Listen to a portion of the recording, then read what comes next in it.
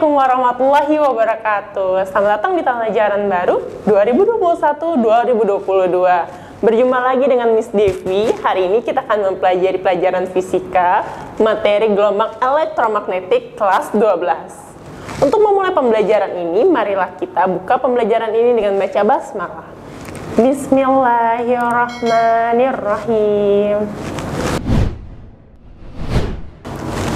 Tujuan pembelajaran hari ini untuk menganalisis pemanfaatan gelombang elektromagnetik dalam kehidupan sehari-hari. Yuk kita perhatikan baik-baik spektrum gelombang elektromagnetik. Nah, yang kalian tahu gelombang elektromagnetik itu tidak membutuhkan medium. Jadi untuk itu kan ada banyak sekali spektrumnya. Daripada kalian rumit dan pusing untuk menghafalnya, Miss memberikan teknik untuk menghafalnya. Teknik menghafalnya yaitu, dengarkan baik-baik ya, gas suci motor. Gas suci motor itu apa? Gas suci motor itu singkatan dari Ga, sinar gamma, Su jadi sinar X, U-nya sinar ultraviolet, C-nya cahaya tampak, I-nya sinar inframerah, dan MO gelombang mikro, lalu ada TO gelombang televisi, dan yang terakhir adalah gelombang radio. Oh iya, mereka itu memiliki panjang gelombang yang berbeda-beda loh. Makin awal dari Miss sebutkan, itu memiliki panjang gelombang yang paling bertambah panjang, dan untuk kalau frekuensinya semakin kecil. Sinar yang pertama yaitu sinar gamma. Dia memiliki frekuensi yang besar, energi yang besar, tapi memiliki panjang gelombang yang kecil. Nah, beberapa manfaat yang bisa kita pakai dari sinar gamma yaitu pertama, untuk menghilangkan sel kanker. Jadi dia bisa melakukan operasi tanpa harus membedah tubuh manusia. Keren ya? Dan yang kedua, sinarnya berfungsi untuk mensterilisasi makanan maupun alat-alat kesehatan. Yuk next selanjutnya.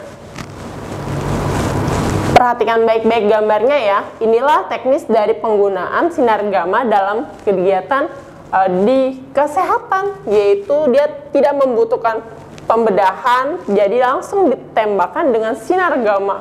Keren banget ya teknologi sekarang. Dan yang kedua itu untuk sterilisasi alat-alat kesehatan. Ini biar semua kuman dan penyakitnya hilang dan bisa steril dan tidak menimbulkan infeksi saat melakukan operasi. Keren. Nah, yang selanjutnya sinar X. Sinar X ini sinar yang kedua loh setelah gelombang atau sinar gamma. Nah, sinar X ini fungsinya untuk mendiagnosis tubuh dan penyakit. Bahkan dia juga bisa foto tubuh manusia. Jadi kita tinggal memegang elemennya dia, lalu akan terfoto begitu saja. Keren, keren banget. Ya, ini sinar X bisa buat ronsen yang kalian kenal. Ini adalah gambar untuk ronsen untuk orang-orang yang sekarang lagi viral, COVID-19. Nah, ini dia, bisa di ronsen untuk paru-paru maupun organ dalam tubuh manusianya. Yang ketiga, sinar ultraviolet. Ini paling familiar banget nih, karena dia sinar matahari. Ya, benar banget. Jadi, dengan adanya sinar ultraviolet ini, makanya kita disuruh berjemur, biar vitamin D-nya bertambah dan juga menghilangkan kuman-kuman penyakit yang menempel pada tubuh kita. Nah, untuk sinar ultraviolet pun juga lagi dipakai di peralatan kecantikan wanita untuk mengeringkan cat kuku. Kalian suka kan untuk nail art? Nah, pakai sinar ultraviolet. Nah, sinar ultraviolet juga gunanya untuk bisa mengecek uang kita palsu atau tidak. Kalian lihat ya video yang satu ini, simak dan perhatikan baik-baik. Sinar ultraviolet. Oke, ini sudah menyala seperti ini dan di atasnya ada kaca pembesar, magnify. Lalu kalau kita tekan ke tengah dia off lagi, ke atas itu lampu biasa berwarna putih terang. Ya. Kalau untuk ngecek uang palsu kita menggunakan sinar UV. Nah, di sini sudah saya siapkan beberapa nominal dari uang rupiah. Ada 50.000, 100.000, 20.000, 10.000. Kita coba aja ya.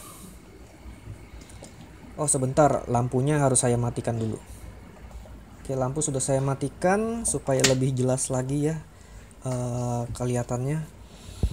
Kita coba dengan uang 50.000. Ya, di sini langsung terlihat ya perbedaannya. Hidden picture atau gambar-gambar tersembunyi pada uang asli itu akan terlihat di bawah sorotan sinar UV atau sinar ultraviolet. Berarti ini menandakan uang 50.000-nya asli. Kita coba dengan yang lain. Ya, ini tampaknya asli juga. Ada simbol BI-nya yang sudah pasti. Kita coba dengan uang 100.000. Apakah ini uang palsu? Ya, ternyata ini juga asli ya, teman-teman. Kita juga coba dengan nominal yang lebih kecil, 10.000. Oke, ini jelas sekali asli. Nah, teman-teman mesti waspada juga ya. Meskipun nominal kecil, tapi ada juga loh uang-uang palsu yang beredar di bawah nominal 50.000. Jadi jangan mentang-mentang nominal kecil berpikir si penjahat ini nggak akan malsuin. Tapi mereka bisa aja loh ambil celah di sini. Orang nggak curiga bikin yang uang palsu dengan nominal kecil. Jadi tetap harus waspada, harus punya alat ini. Sekarang saya akan coba menggunakan uang mainan sebagai sampel dari uang palsu ya. Ini uang mainan, bukan uang palsu beneran. Kalau uang palsu beneran saya bisa diciduk ini. Ini saya beli di toko online, di toko mainan. Untuk ponakan saya untuk latihan mengenal mata uang. Dan juga untuk main monopoli. Oke, kita coba perbedaannya. Ini 50.000 dengan 50.000 asli. Kalau yang asli muncul logo BI, yang palsu tidak. Dan kertasnya akan menyala terang, terkena sinar ultraviolet, memancarkan cahaya terang. Jadi dari kertas saja udah beda ya, beda bahan.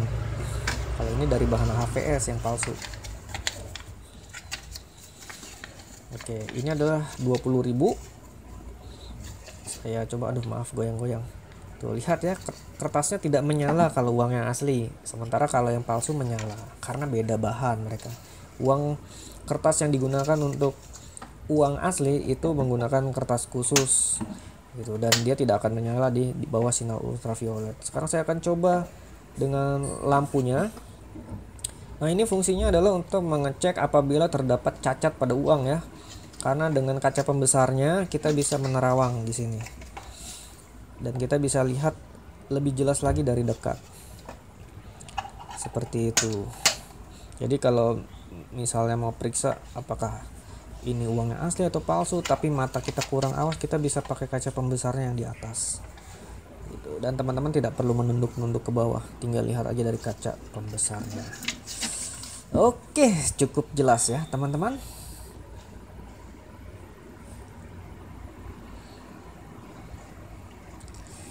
Baiklah, sekarang kita sampai pada kesimpulan. Setelah direview tadi, dari saya sendiri, saya merasa sangat puas dengan produk dari Joico ini, karena alat ini tuh simple penggunaannya, ringan, dan juga berfungsi dengan sangat baik ya. Jadi ini bukan produk kaleng-kaleng, tapi ini memang original dari Joico karena ada garansinya juga, dan juga fungsinya bisa dipakai dengan baik gitu. Terus dari segi fisik ini tidak besar, bentuknya sangat cukup kecil dan ringan, berbahan plastik, hanya sekitar setengah kilogram ya, 0,55 kilogram tadi tulisannya.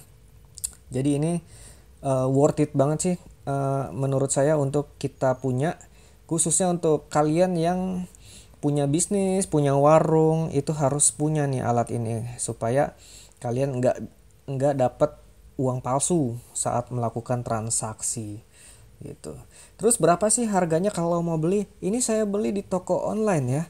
Harganya berkisar di bawah 100.000, di kisaran harga 70.000-an lah gitu. Ya sama ongkos kirim dan tambahan bubble sekitar 90.000 gitu. Jadi masih terjangkau lah, masih di bawah 100.000. Dan untuk harga segitu dengan fungsinya itu menurut saya sangat worth it dan kalian harus punya untuk kalian yang bergerak di bidang jual beli, yang sering melakukan transaksi uang dalam jumlah nominal besar, khususnya 50.000 100.000 itu butuh alat ini gitu supaya enggak. Nah, kalian udah lihat kan videonya? Gimana? Ternyata keren ya. Dengan begitu kalian bisa ngelihat uang yang kalian punya asli atau palsu. Selanjutnya, yuk kita mulai ke cahaya tampak. Nah, cahaya tampak ini sering banget nih yang dipakai untuk alat-alat laser dan untuk membantu penglihatan manusia. Cahaya tampak seperti apa aja? Meiji, kuhi, biniu, merah, kuning, hijau, biru, ungu. Nah, ini adalah cahaya tampak. Yang selanjutnya yaitu inframerah. Ini benar-benar banyak sekali manfaatnya di dalam dunia militer. Kenapa? Karena sinar inframerah ini nggak cuman bisa untuk mendeteksi musuh memakai teleskop inframerahnya aja, tapi dia juga bisa buat sensor, alat-alat seperti remote control maupun yang lainnya. Bisa pakai handphone juga inframerah. Keren. Biasanya mereka bilangnya infrared. Nah, ini ada penampakan jika dia menggunakan teleskop inframerah. Selanjutnya itu adalah gelombang mikro. Kalau gelombang mikro udah terdengar banget nih buat ibu-ibu di rumah. Benar sekali. Kalau kalian pernah lihat atau mencoba menggunakan microwave, benar, microwave itu menggunakan gelombang mikro. Selain itu, gelombang mikro juga untuk alat komunikasi maupun mengecek kedalaman lautan.